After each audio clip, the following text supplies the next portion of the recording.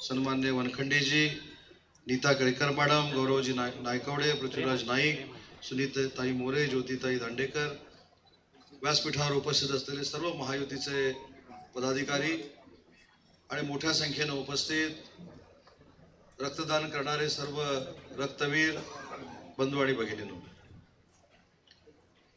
आज हा कार्यक्रम साजरा होत असताना या कार्यक्रमाला आशीर्वाद देण्यासाठी भिडे गुरुजी या ठिकाणी आलेले आहेत।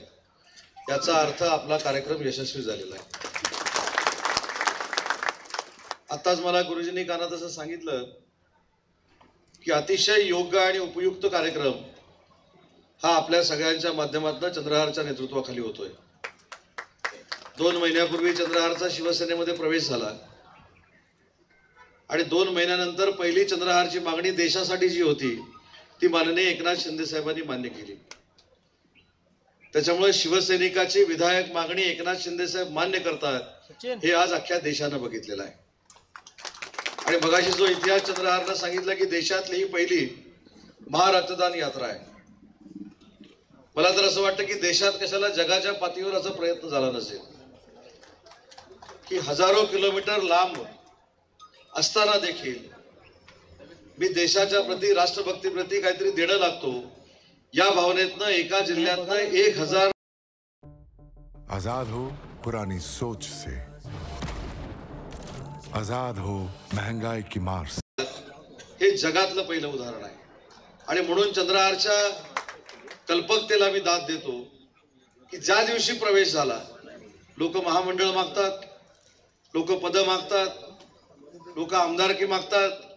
त्यांनी तर स्वतः खासदारकी लढवलेली असल्यामुळं ते खासदारकी देखील मागू शकले असते, पण प्रवेश झाल्यानंतर पहिल्या बैठकीत काय मागितलं तर माझ्या सैनिकांसाठी मला रक्तदान करायचं आहे आणि मी डबल केसरी जरी असलो, डबल हिंद केसरी जरी असलो तरी देशाप्रतीचं माझं प्रेम हे मला व्यक्त करताना फक्त भाषणातनं किंवा लिखाणातनं करायचं नाही, तर मला जम्मूला जाऊन माझ्या सहकाऱ्यांच्या तर्फे तिथं रक्तदान करायचं आहे आणि ते सहकार्य शिवसेनेनं करावं अशी मागणी करणारा पहिला शिवसैनिक हा चंद्रहार पाटील असेल। आणि मी ज्यावेळी चंद्रहारला भेटतो त्यावेळी मी विचार करतो की माझी बॉडी अशी कधी होणार आहे। आता मी देखील या यात्रेच्या नंतर खुराक बिराक खायला सुरुवात करणार आहे, पण परवा ज्यावेळी त्याला विचारलं बाबा अशी बॉडी कधी बनते तरी त्याने मला एक व्हिडिओ दाखवला त्याच्या व्यायामाचा। म्हटलं ही कल्पना नाही केलेली बरी, हे आपल्याला काही झेपणार नाही आणि उगाच आपण नको ते काय करून आपलं अंग मोडून घेणं, तंगड्या मोडून घेणं काही उचित नाही, म्हणून तुम्ही नादच सोडून दिला। पण याच्या मागे तुमचे कष्ट आहेत, पेलवान बनायला देखील कष्ट लागतात। आम्ही चर्चा केली की बाबा सगळ्या पेलवानांचे कान असे का असतात। आम्हाला असं माहिती आहे कोकणातल्या लोकांना की इथं काहीतरी सुपारी ठेवतात आणि जो गुरुजी असतो तो इथं मारतो मग कान असा बनतो। चंद्रहार म्हणला असं परत कुठं सांगत जाऊ नका, हे कोणतरी काहीतरी तुम्हाला सांगताना तुम्ही ऐकता, त्याच्यासाठी कधीतरी 4-5 दिवस आखाड्यामध्ये या। तो कान तसा का होतो हे 4-5 दिवस तुम्ही कुस्ती बघितल्यानंतर, आखाडा बघितल्यानंतर तुम्हाला कळू शकेल। आणि मग नंतर अजून कुतूहलानं विचारलं असं आखाड्यात काय बनतं, तर म्हणाले एका कुस्तीत किंवा 100 वेळा आम्ही एखाद्याचं कानपाट फोडतो, म्हणजे आमच्या भाषेत, कोकणाच्या भाषेत, म्हणजे कानावर आम्ही प्रहार करतो आणि तो कानावर प्रहार सारखा सारखा झाल्यामुळं ती सवय कानाला होते आणि तो कान घट्ट होतो। हे मला 8-15 दिवसापूर्वी कळलं, तोपर्यंत आम्ही सुपारी घेऊनच बसलो होतो। सुपारी म्हणजे चांगल्या अर्थानं म्हटलं। आणि म्हणून मला असं वाटतं की तुमची मेहनत आहे, नुसतं पेलवान बनायला नुसतं खुराक खाल्ला, तुम्हाला जे काही पाहिजे ते अन्न खाल्लं म्हणजे तुमची शरीर यष्टी बनत नाही, तर त्याच्या मागे कष्ट आहे आणि कष्ट करत असताना ते कष्ट करण्याची ताकद असावी, म्हणून या बाकीच्या सगळ्या गोष्टी तुम्ही अनुभवत असतात। आज एकनाथ शिंदे साहेबांना देखील आपण सगळ्यांनी मिळून धन्यवाद दिले पाहिजे। एकनाथ शिंदे साहेबांनी शिवसेनेचे मुख्य नेते म्हणून ज्यावेळी ही संकल्पना चंद्रहार पाटील साहेबांनी मांडली त्यावेळी साहेबांनी विचारलं, ही खरी तर संकल्पना थोडी वेगळी होती। चंद्रहार पाटलांनी सांगितलं होतं की आपण दिल्लीच्या तख्तावर जाऊन रक्तदान करायचं। साहेबांनी दुसऱ्या सेकंदाला सांगितलं की दिल्लीला जाऊन रक्तदान करण्यापेक्षा आणि त्याची पब्लिसिटी आणि जाहिरात करण्यापेक्षा आपण काश्मीरला जाऊया, सीमेवर जे सैनिक आपल्यासाठी अहोरात्र मेहनत करतायत त्यांच्या जीवावर आपण सुखाची झोप घेतोय त्या सैनिकांसाठी बॉर्डरवर जाऊन रक्तदान करू आणि तशा पद्धतीचा कार्यक्रम तुम्ही आखा. आणि नुसता कार्यक्रम आखा म्हणून सांगितलं नाही तर मी देखील त्या सीमेवर आल्यानंतर रक्तदान करणार आहे. आणि म्हणून या कार्यक्रमाचं उद्घाटन करण्यापेक्षा या कार्यक्रमात येऊन रक्तदान करणं ही माझी राष्ट्रभक्ती आहे असं सांगून स्वतः एकनाथ शिंदे साहेब देखील या कार्यक्रमाला 10 तारखेला उपस्थित राहणार आहेत. अनेक गोष्टी शिकण्यासारख्या आहेत.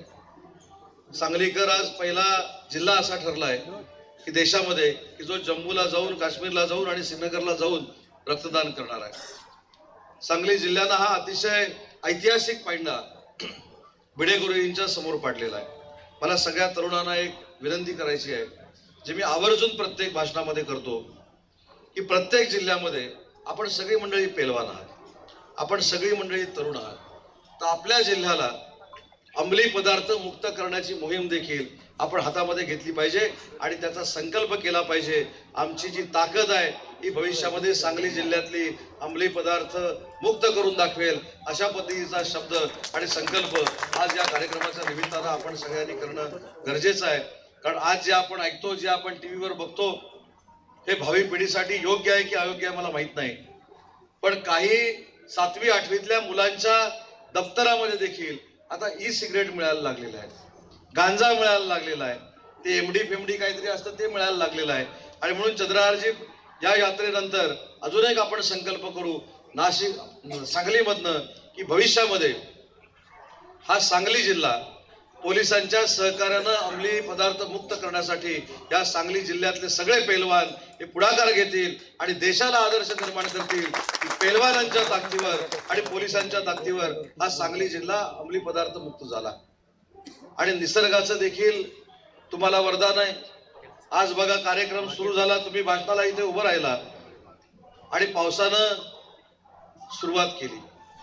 मी याचा अर्थ असा घेतो की या कार्यक्रमाला निसर्गानं देखील आशीर्वाद दिलेला आहे की तुम्ही करताय ते योग्य करताय, देशप्रेमापोटी करताय, राष्ट्रप्रेमापोटी करताय. आणि जो माणूस, जी व्यक्ती, जी तरुणाई राष्ट्रभक्तीसाठी काहीतरी काम करते त्याला निसर्गाचा देखील आशीर्वाद असला पाहिजे. म्हणून पावसानं देखील सुरुवात केलेली आहे. आज रेल्वेनं तुम्ही सगळे जाणार आहात, सगळ्याच गोष्टी तुमच्या मनासारख्या होतील असं मी मानत नाही, पण आमच्या परीनं जे जे काही चांगलं करता येईल ते चांगलं करण्याचा प्रामाणिकचा प्रयत्न हा शिवसेना म्हणून आम्ही सगळ्यांनी मिळून केलेला आहे. चांगलं झालं तर त्याचं सगळं श्रेय चंद्रहारला द्या आणि जर काही चुकलं तर त्या चुकीला माफी नाही असं म्हणू नका, पण ज्या काही चुका झाल्यात त्या तुमच्या सहकारी उदय सामंतच्या झाल्यात असं समजा आणि त्या सगळ्या चुका सोडून द्या. कारण शेवटी आपण राष्ट्रभक्तीला प्रेरित होऊन काश्मीरला निघालेलो आहे, राष्ट्रभक्तीला प्रेरित होऊन आपण जम्मूला निघालेलो आहे. आणि दुसरी एक महत्वाची गोष्ट सांगतो जी एकनाथ शिंदे साहेबांच्या कर्तृत्वाची आहे, ती म्हणजे ज्याचा उल्लेख चंद्रहारने इथं केला की ज्यावेळी श्रीनगरला जायचा निर्णय झाला त्यावेळी माझ्या तरुणांना 15 तास प्रवास करायला लागू नये म्हणून चार्टर फ्लाईट करण्याचा निर्णय देखील एकनाथ शिंदे साहेबांनी घेतला. ही खरी देशभक्ती आहे, ही खरी राष्ट्रभक्ती आहे. शिवसेना पक्ष नक्कीच आहे, पण शिवसेना पक्ष जर वाढवायचा असेल तर वंदनीय बाळासाहेबांनी 80% समाजकारण आणि 20% राजकारण करण्याचा जो संदेश दिलाय, आज एकनाथ शिंदे साहेबांच्या नेतृत्वाखाली आम्ही 100% समाजकारण करतो हे दाखवणारा आजचा कार्यक्रम आहे. आणि या कार्यक्रमाच्या निमित्तानं या संपूर्ण यात्रेच्या संयोजन समितीमध्ये काम करत असताना काही अनुभव मला आले. ते अनुभव देखील ज्यावेळी तुम्ही परत याल त्यावेळी मी सांगेन. आपल्याला माहिती आहे की एखादा विद्यार्थी हट्ट करतो, एखादा कार्यकर्ता चिवट असतो. जळू बघितले का? जळू विशालगडला म्हणजे जळू एकदा चिकटली की तुटल्याशिवाय बाहेर निघत नाही. ती कार्यकर्त्यामधली चिकाटी मी चंद्रहारकडनं बघितली. म्हणजे परवा तर मला पुण्यामध्ये पत्रकार परिषद घ्यायची होती. मी कार्यकर्त्यांना का सांगतोय की एखादं मिशन हातामध्ये घेतलं ते यशस्वी होण्यासाठी कार्यकर्ता काय करू शकतो हे मी स्वतः बघितलेलं आहे. मी चंद्रहारला सांगितलं की मी पुण्यामध्ये पत्रकार परिषद घेऊ शकत नाही, MIDCचा वर्धापन दिन आहे, तुला जर आवश्यक वाटत असेल तर मुंबईला मी पत्रकार परिषद घेतो. एका क्षणाचा अवधी न घालवता मला त्याने सांगितलं की पत्रकार परिषद घेतली पाहिजे, मला किती त्रास झाला तरी चालेल. माझ्या अगोदर चंद्रहार मुंबईला पोहोचला आणि त्याच्यानंतर आम्ही पत्रकार परिषद घेतली. त्याच्यामुळे चिवट कार्यकर्ता कसा असावा हे देखील मी चंद्रहारकडनं शिकलो. पण चंद्रहारचा जसा उपयोग करून घ्यायला पाहिजे होता तसा कोणी करून घेतला नाही, हे 2 महिन्यात माझ्या लक्षात आलेलं आहे. एवढा मोठा पैलवान ज्यांच्या साथीनं काम करत होता त्याने तर कुस्ती जिंकायलाच पाहिजे होती. पण आज सांगलीकरांच्या साक्षीनं सांगतो की आता जिथं जिथं चंद्रहार कुस्तीला उभं राहील, डबल नाही, 5 बल नाही, 10 बल केसरी बनण्याची जबाबदारी आज एकनाथ शिंदे साहेबांनी स्वीकारलेली आहे. आणि एखाद्या चांगल्या कार्यकर्त्याचा उपयोग करून घेण्यापेक्षा, त्याचा फक्त वापर करून सोडून देण्यापेक्षा, त्याचे सल्ले बरोबर घेऊन, त्याचं मार्गदर्शन बरोबर घेऊन, तो वयानं किती आहे, मोठा आहे की छोटा आहे हे न बघता देशाप्रती जर तो चांगलं काम सांगत असेल तर ते देखील मुख्य नेते स्वीकारतात, हे देखील एकनाथ शिंदे साहेबांनी दाखवून दिलेलं आहे. आणि म्हणून एकच फक्त गोष्ट सांगतो, मी पूर्वी रायगड जिल्ह्याचा पालकमंत्री होतो आणि रायगड जिल्ह्याचा पालकमंत्री असताना रात्री 11:30 वाजता मला एक फोन आला की इरसालवाडीला दुर्घटना घडली. आणि इरसालवाडीला दुर्घटना काय घडली होती तर एका वाडीवर पूर्ण माती पडलेली होती आणि अख्खी वाडीच्या वाडी ही गाडली गेली होती. माननीय एकनाथ शिंदे साहेब त्यावेळी राज्याचे मुख्यमंत्री होते, जिल्ह्याचा पालकमंत्री असल्यामुळे मी स्वतः तिथे गेलेलो होतो. तिथे गेल्यानंतर माझ्या लक्षात आलं की कडा चढून जाणं गरजेचं आहे. मी रात्री कडा चढायला सुरुवात केलं. 500 मीटर गेल्यानंतर माझ्या लक्षात आलं की मी हा पराक्रम करू शकत नाही. मी पुन्हा एकदा खाली आलो, साहेबांच्या पूर्ण संपर्कात राहिलो आणि साहेबांना पहाटे 5 वाजता मी सांगितलं की साहेब आता तुम्ही विश्रांती घेणं गरजेचं आहे, मी पालकमंत्री या नात्याने इथं आहे, जे काही आता सामोरं जायचं आहे ते सरकार म्हणून आपण सगळेच सामोरं जाणार आहोत. 1 तासानंतर चंद्रहार मला सिपींचा फोन आला की स्वतः एकनाथ शिंदे साहेब इरसालवाडीच्या घटनेला भेट देणार आहेत. 6:30च्या दरम्यान स्वतः एकनाथ शिंदे साहेब तिथे उपस्थित झाले. 6:30 वाजल्यापासून 11:30 वाजेपर्यंत एकनाथ शिंदे ही व्यक्ती खुर्चीवर देखील बसलेली नाही.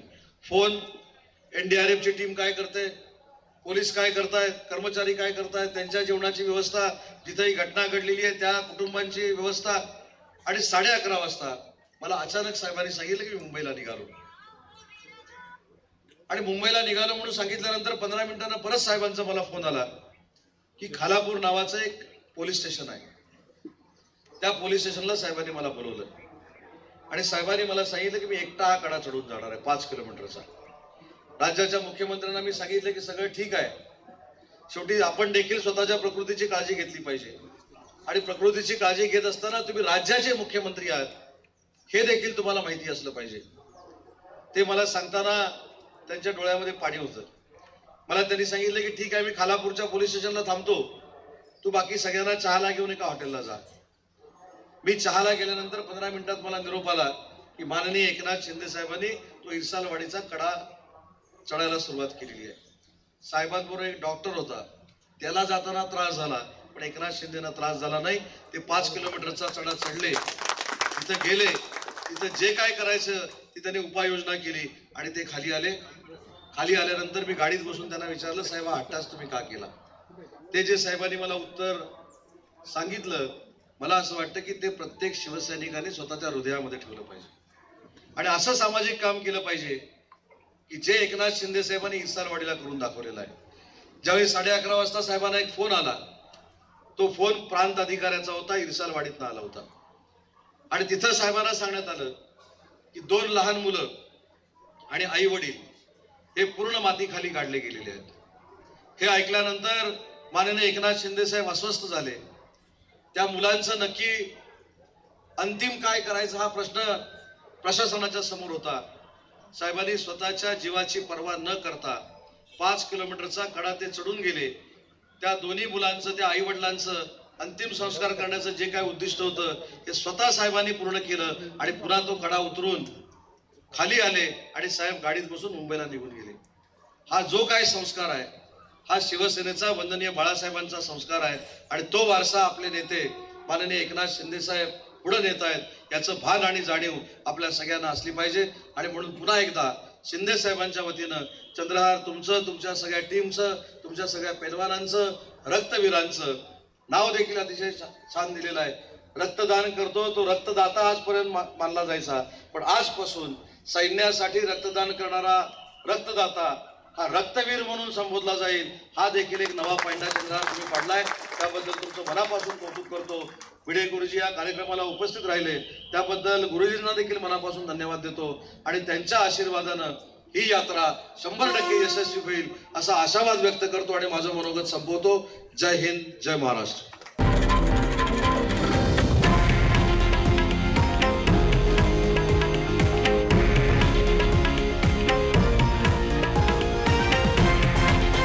हे आहे देशातील नंबर 1 न्यूज नेटवर्क आणि आपण पाहत आहात TV9 मराठी, एकमेव.